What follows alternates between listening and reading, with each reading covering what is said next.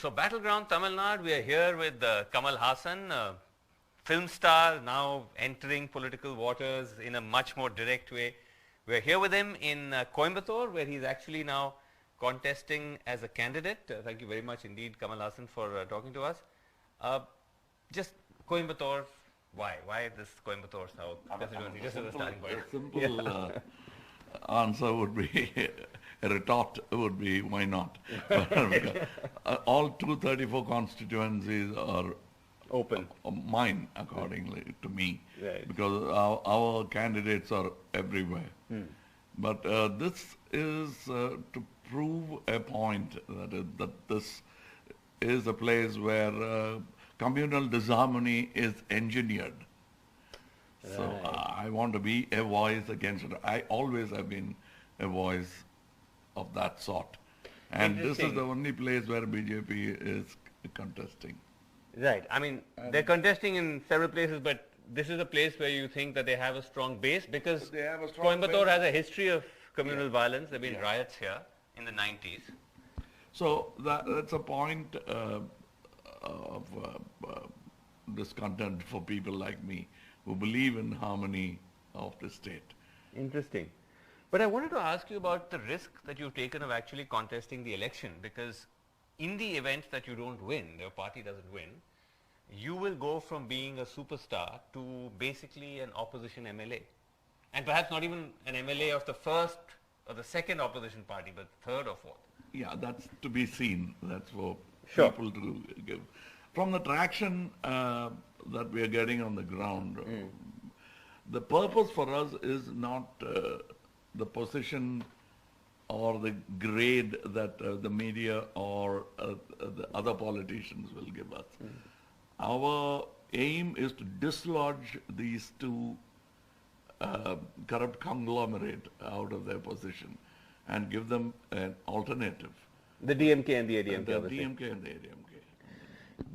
But I'm just saying, in the event that you don't win the election, you're in the opposition, are you okay with that? That you'll be an opposition MLA in the Tamil Nadu Assembly?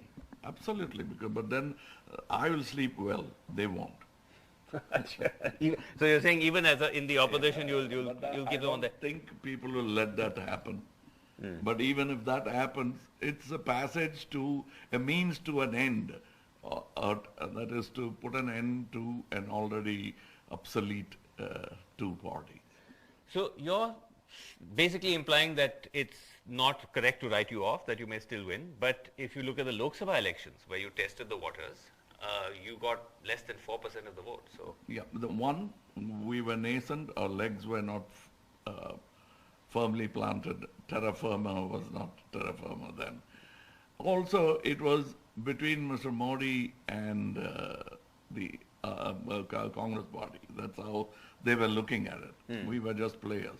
Here, we are the actual fighters for the cause of Tamil Nadu.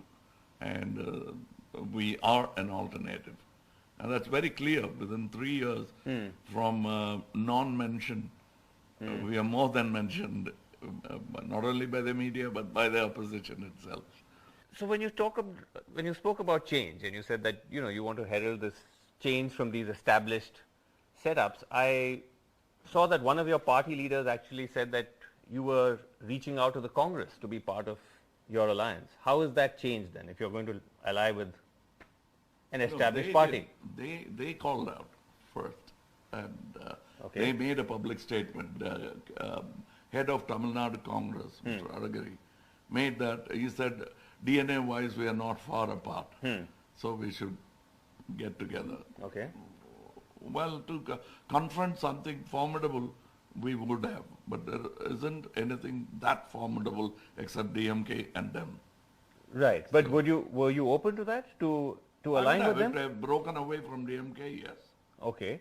But then doesn't that undermine your claim of being change, because the Congress would hardly constitute change? They're the oldest political party. And so they would not have been the main alliance. It would be led by us. If they are agreeable to it, then we would have. You would have considered that. So you think DMK, ADMK are both the same? You think they're both equally corrupt, or do you see any difference between the two? They're vicarious partners in this. in the sense, like if you've noticed that in their counter-attacks at each other, Mr. M.K. Stalin says that there's 10 lakh crores that's disappeared, and that he blames it on the Honorable Chief Minister. And the Honorable Chief Minister retorts by saying, but Mr. M.K. Stalin is responsible for the disappearance of 20,000 crores, double the amount. But with the righteous indignation, none of them said nothing like that ever happened. Right. That should have been the first argument, where they say that these things didn't happen, that is punishable slander. That's how they should have started the argument. But I think they are working as my public relations people when they are shouting at each other like that. Why did I think that Stalin is a friend? Is that, or did I get that wrong? No, you can be a friend, right? But that's where it stops. Okay. But is he, ideology and a crime is committed, I'll have to distance myself from the crime because I don't want to be part of it. But otherwise, would you call him a friend? Well, we are in the same town, we have the same business. Right. They've made a film with me, his son has made a film with me. Oh, I see. Yes. Udaynidhi has made a film with you? Yes. Okay, so there's that kind of relationship. Yeah. But it stops there, is that's what you're where saying. it ends. The buck stops there, literally. Now, when you talked about your ambition of winning the state, your critics say, first you still have to win your own seat. And is that a worry for you? Because there is this view here that you're an outsider. You live in Chennai. And we were actually out speaking to people, and some of them spoke in your favor, but some of them did say that. They said he's not from here. They say that, but Gandhiji is an outsider. Tamil Nadu.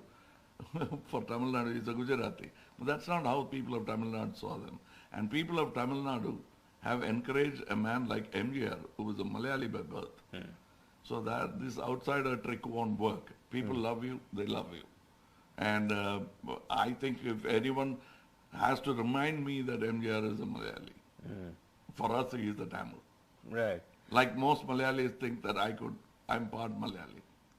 So will you, if you win, move here, or? Yes, we have already set up offices here. Right. And I'm a guy who has houses in many places. Okay. So, you're happy to kind of shuttle if it comes to that. Yes, yes. I can see my kind of work is not. I'll have to work from a head office. I'm a filmmaker. Right. Even if I'm an MLA, I'll sit here and make my films.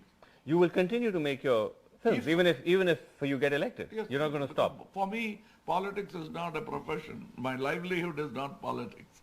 My livelihood is cinema. Like if I were a doctor, I would say the same thing. My clinic will run. Do you think that might lead to some skepticism and criticism about how sincere you are, saying that you're not going to be full-time, you're still making movies? MGR was an MLA, and after becoming an MLA, he did more than 10, 20 films. Right. We have a history. And Mr. N.T. Ramarao, after becoming a chief minister, did a film. Right. So anybody talks about those things, that can be refuted. It's a question of how I deliver as an MLA. And I'm very sure that I'll do much better than any of my predecessors. So even about your own seat, about winning your own seat, you're confident? Absolutely. Okay, because it's quite challenging for you since you have, I think, about 150 odd candidates. Yes. So you're both doing campaigning here in Coimbatore, then you also have to jet off and campaign for them. Yes, yes.